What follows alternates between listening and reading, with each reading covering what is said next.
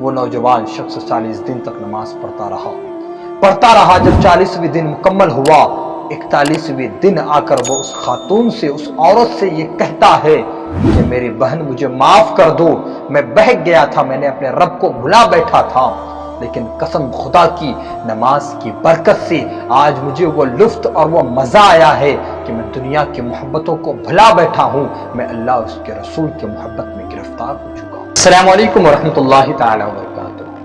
امید ہے کہ آپ سب خیریت و عافیت سے ہوں گے۔ نماز کی فضیلت کیا ہے؟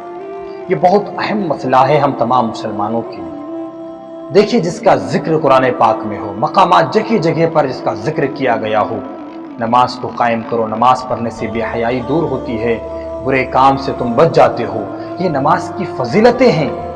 اگر اس پر ہم بات کریں تو نہ جانے کئی راتیں کے دن گزر جائیں گے، لیکن میں آپ کو نماز کی فضیلتوں میں سے کچھ اہم مسئلے آپ کو ضرور میں آج بتاؤں گا۔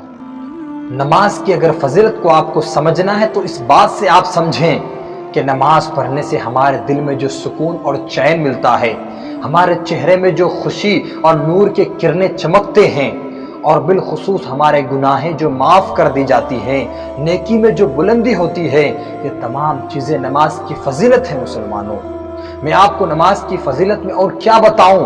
حضرت فاروق اعظم کے دور میں ایک نمازی خاتون ہے جو نماز پڑھا کرتی تھی۔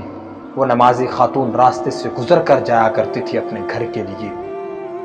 ایک شخص، نوجوان عاشق اس پر فدا ہے، اس سے محبت کرتا تھا، لیکن جب وہ خاتون سے ایک مرتبہ بات کیا کہ میں آپ کو بہت چاہتا ہوں، میں آپ سے محبت کرتا ہوں، وہ خاتون نے یہ کہی کہ سنو، میں اسی وقت تم سے محبت کروں گا کہ جب تم حضرت عمر کے پیچھے 40 دن نماز پڑھو گے۔ اب مسلمانوں، یہاں سے نماز کی فضیلت کو آپ دیکھیں۔